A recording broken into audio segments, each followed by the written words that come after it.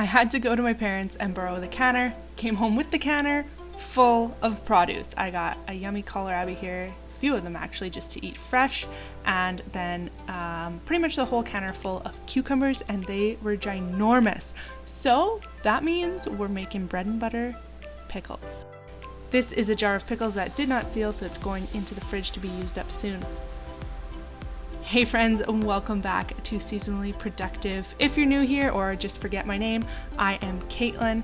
Before we get into preserving today, I had some garbling, well, it's not really garbling, but some tinctures that needed to be strained and rebottled, so I am doing that first. And if you're interested in this, give this video a thumbs up or let me know down in the comments, because I actually have plans to make an entire video showing all the herbs that I collected this year, and then the tinctures I made and the oils and things like that. So if that's interesting to you, let me know. And if you're really interested and don't want to miss it, you can hit the subscribe button and then turn on notifications, that little bell icon, and it'll let you know when all my new videos go live. So when you see the one about wild herbs, you know to just hop on over and take a look. But more of that in a future video. Today we are getting on to preserving. I have peaches, tomatoes, and then these cucumbers to get to. So we're going to be making some tomato sauce, some peach sauce, bread and butter pickles, peach slices, like canned peaches, and dehydrated peaches as well. Often for me, before I start a project, I have to clean up from a previous project. I don't know, maybe it's just me, but I need to have a clean workspace. I shouldn't say I need to. I thrive in a clean workspace. If I start with it in this type of state, then my brain is just scattered and I don't do as well. It's not as enjoyable and definitely not as efficient. So if I can just do a quick tidy up of my kitchen and then get it reset, this goes the same as when I'm sewing. I'm trying to get in the habit of when I'm done a project, clean it up so that I am ready, inspired, creative to start the next one. So that's all I'm doing here, is just getting things put away. It wasn't really that bad, but when you live in a small space, things get out of order, disorganized quite quickly, and especially at preserving time, there's just a lot going on. So I had to just kind of reorganize a little bit. And now that the kitchen is back to a fairly calm state and ready to be worked in, I am going to start doing just that.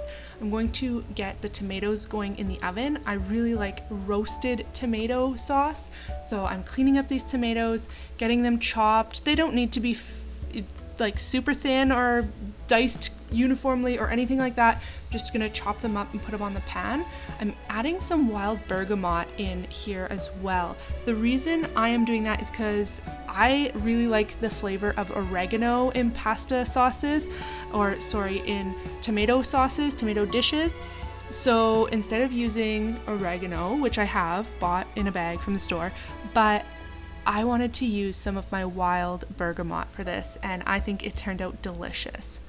So I'm getting that chopped up. I'm also throwing in onions and these peppers. These are not spicy peppers, and I did decide to take the seeds out. I wouldn't have had to because I am going to run it through the food mill, but I did just choose to do the ribs and seeds, and because I already had it opened up. And then the tomatoes, of course. So then I'm going to pop those in the oven, get them roasty. It's nice if you can get a little bit of color on them as well, then you really get that roasted kind of caramelized flavor and that sort of thing.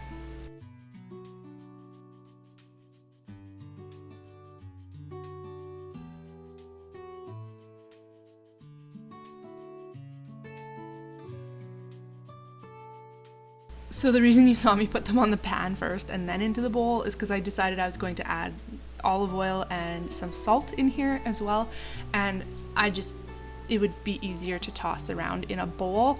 I also kind of just wanted to see how much I had and if I was going to need one pan or two. This is my garlic from the garden. If you guys saw that video, you saw that some of the cloves were quite large. They are hard to crush. Sometimes now I just cut them in half and then crush each half, but I mean, like, they were pretty monstrous. Did you guys spot my canning injury on my arm there? Yeah, barely touched it to the side of the canner and got a nice big singe. Alright, so I had a little bit of olive oil left, pretty much nothing, but a little bit in there.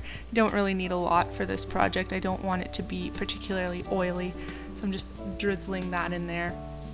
I'm getting in there with my hands and mixing everything together so it's fairly well coated.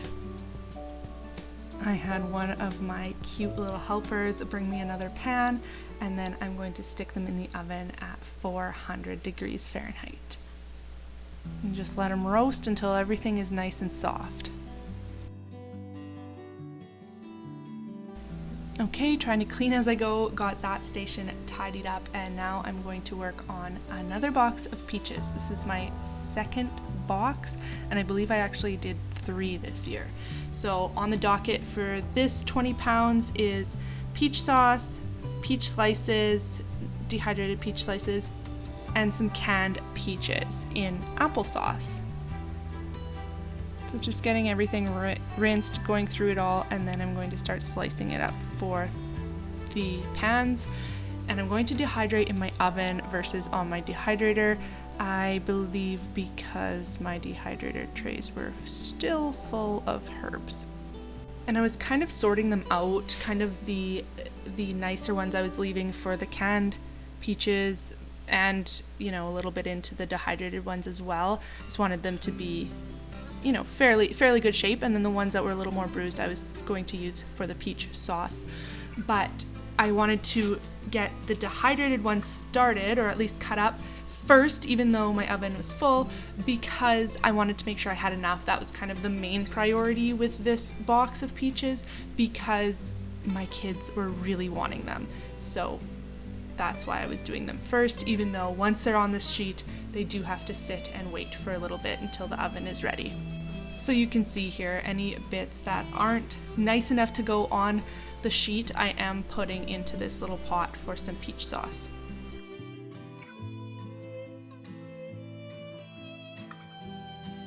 And now I'm really getting serious about the peach sauce, just peeling as many of these as I can fit into this pot and getting them in there. Not even really worrying about chopping them too well or anything like that, because it's all going to be mashed up.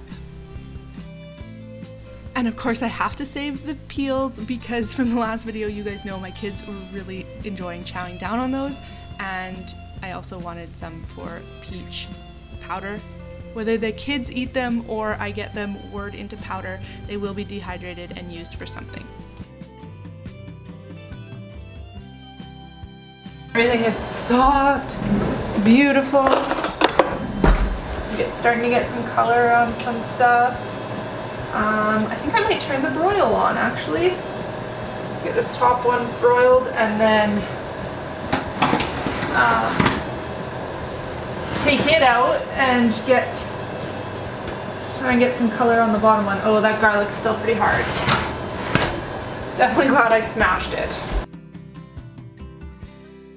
So it's a bit later now. The peach sauce has been cooking down for a little while. I am going to jar that up and can it. I also have moved the tomatoes and onions and peppers and garlic into that silver stock pot on my stove, and that is cooking down a little bit more, and then I'm going to run that through the food mill, put it back into a smaller pot, and just let it cook even further. I did end up adding some stuff to this peach sauce. I thought I had filmed it, but that must be what got cut off. So I think I added some cinnamon, and I think there might have been some honey in there as well. Definitely cinnamon, maybe a couple other spices, ginger or something. Next time, I don't think I will do that. I will try it just plain. I really like the flavor of peaches, as do my kids, so I think we'll just leave it plain next time. And I also wanted to leave it chunky. You could definitely throw this in your blender or use an immersion blender to get it nice and smooth, but I wanted to leave it nice and chunky.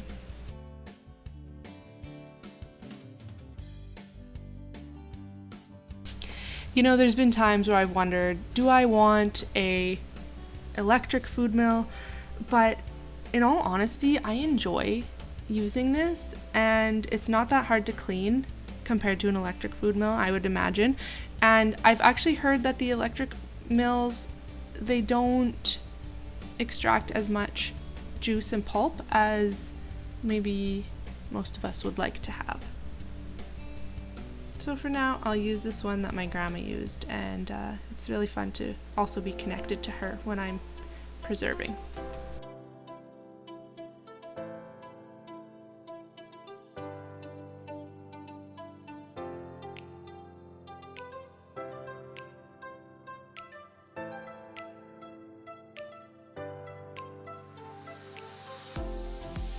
Our tomato sauce is thickening up quite nicely here. It's going to be time to jar that up and get that canned as well. So this sauce we'll use for things like with meatballs and spaghetti, or even on pizzas. Sometimes we like to use this. I did do them in bigger jars, so that would be like a leftover kind of thing because you really don't need much to make pizza. I do like making tomato paste, I do like using tomato paste on our pizzas, but making it just seems like such a waste of tomatoes because you have to cook it for so long to get it nice and thick that I just don't mind buying it at that point. If I have an abundance of tomatoes, then I think I would make some, but for what tomatoes I have, I prefer to turn it into sauce or salsa.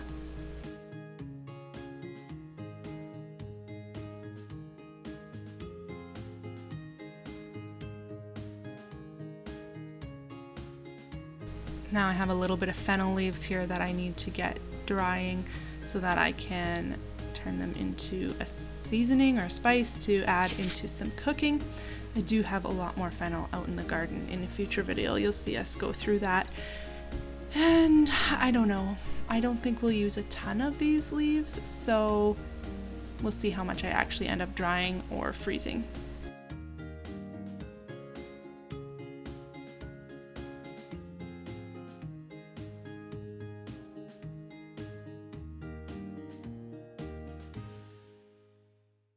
So that's a wrap on the first day, and now I'm spilling into the next to do the cucumbers. I like using my mandolin and slicing them with a bit of a ridge there or a ripple, and I just think it kind of is more like a store-bought feel and reminds me of the Bics bread and butter pickles that I love so much, so I just think it's fun to do it that way. Also, kind of when I'm looking at them in the jar, it's easy to tell. I mean, they are a different color than dill pickles, but I don't know, it's just fun to do. So I'm using my mandolin. This one is, I think it's OXO brand or OXO, and it is freaking sharp. We actually, this is a horrible story, but actually the first time we used this, I think, we were at our friend's house and my husband cut the tip of his finger off, and we didn't realize, well, I mean, we realized it, but I didn't realize how bad it was until we were like eating. And yeah, so there's a slight chance that we fed our friends part of my husband's finger. So it's very sharp, and I have to be very, very careful and really only focus on this when I'm using it. But I do recommend it because it is a great tool.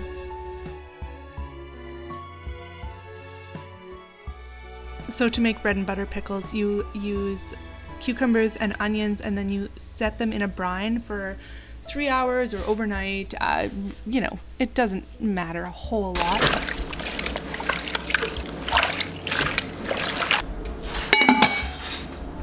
What you want to do is use the salt from that brine to pull moisture out of the pickles so that you don't have like a super watery pickle jar.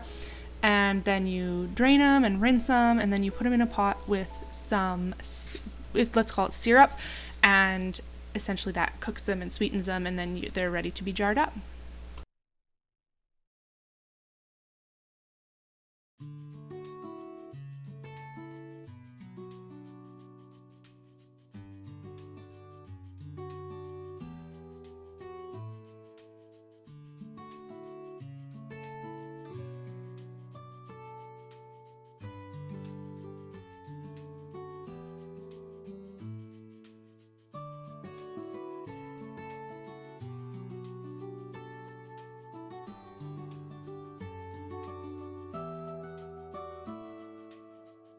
Now I am open kettle processing these.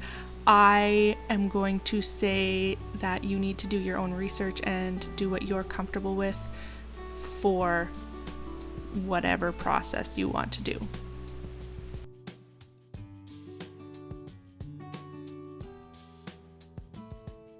All right, back to the peaches. Finally, time to get some peaches canned. So just peeling them. Again, I'm going to use these skins for some peach powder or just for munching on. Slicing them up as nicely as I can into about eighths, I would say. Some of them I did have to cut down a little bit because they were just so big. And then putting them all in a pot and pouring apple juice over them. You really don't need much, just kind of cover them and then heat them on the stove. And then I'm going to put them into jars. Then I'll put them into jars, seal them, and can them.